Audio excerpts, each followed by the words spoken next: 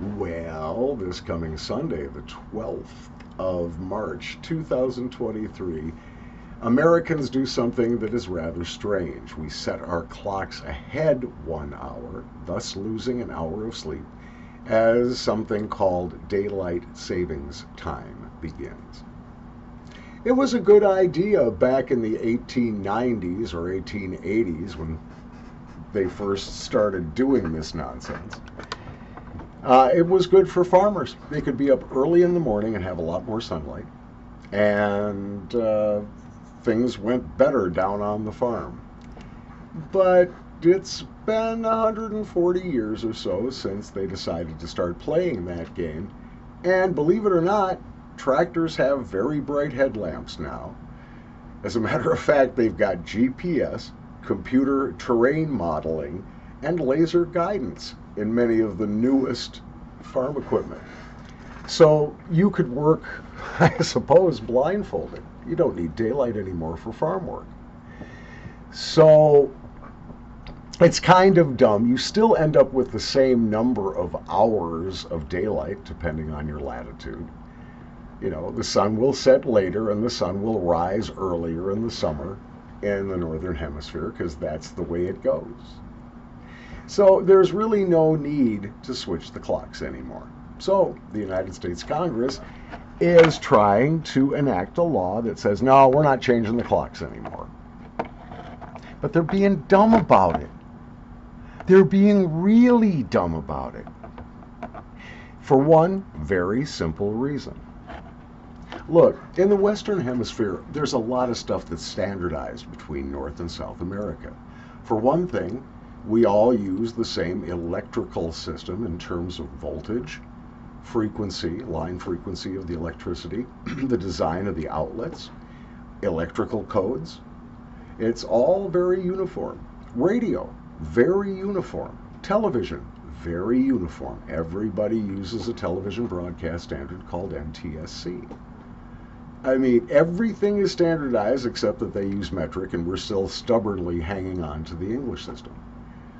But if we set daylight savings time as the standard time, the non-changing time, it will be effectively an hour ahead of everybody on the same parallel all the way south. So what you want to do is, yes, stop the clock change nonsense. You don't need the early daylight for agriculture anymore. And make it standard time. That way, Minnesota Standard Time, Mexico Standard Time, Central America almost entirely within the standard times, Central Time Zone, I mean. So Minnesota Central, Mexico Central, Central America Central, Medellin, Colombia Central, all the way down to Tierra del Fuego. It makes sense. It doesn't make sense to have the United States 1 hour ahead of the rest of the hemisphere. That's just plain dumb. We need the sunlight. I need a tan. Yes, I do need a tan. So I gotta sniff something. I know I'm ranting, and it sounds like I've been, sniffing something.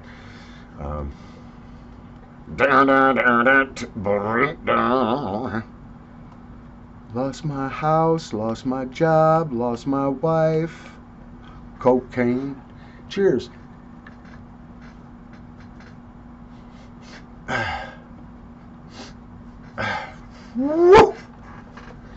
Bernard's Postillion. It is very delicious to me. I love Bernard's snuffs. I really do. Amazing German snuff maker. They do a lot with schmalzlers, boxed schmalzlers, I call them. Not to be confused with boxed wine. No, these are very, very high quality. With this one, just a tiny hit of camphor. Just a tiny, tiny, tiny bit, just enough to make it a little sweeter.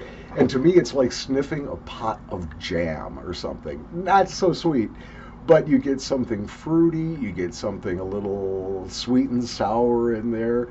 It's a nice heady aroma, a little bit creamy at the same time. Nicotine is, it's okay. It's moderate. It's not going to blow your doors off, but it's fine. And when you go out in chill weather, after sniffing a lot of these Bernards, It's a complete new experience. The aroma blooms a second time in your nose, and it changes, and it stays, and your nose starts running, so you better have your hanky handy. Get some pretty serious throat drip from these too. A lot of them are old recipes. Postillion was done as a bespoke. I believe the story was a German lady came to them with the idea and a recipe, perhaps a family recipe for a snuff her family had made. And they worked on it for her, and it became Postillion. So, and thankfully, they still sell it. Cheers. Yeah, this is in my top 5 German. Postillion is in my top 5 German snuffs, and there's some serious competition. But I love it as a sweet treat. All right, that's about all I have to complain about. Daylight savings time, please. And I'm not kidding about this. People, whenever you say write your congressman, nobody ever does. Don't send them an email. Do not send them a text message. Do not post it on Twitter or Instagram or Facebook. Write a postal letter to your representative in Congress, your senators, and say, look, it's a great idea. We got to stop the clock change nonsense. But in order to be consistent with time zones in the rest of the Americas, it should be set at Standard Time, U.S. Standard Time, not Daylight Time. Starts with you, starts with me. Or it starts with something. Anyway, coming up, I hope we've got a couple of nasal snuff reviews. I'm still digging through treasures. I may do a re-review. I just discovered some medicateds I've never really looked at closely that are still available. I keep encountering snuff. It is crazy, but I'm glad that I do.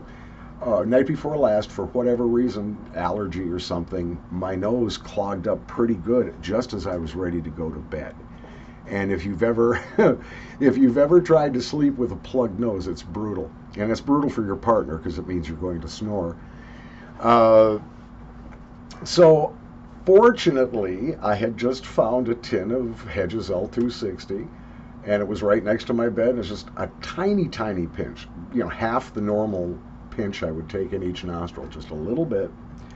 And 3 minutes later, I'm breathing clearly and sleeping like a baby. From the dank basement, Paul Schellbetter. God bless you.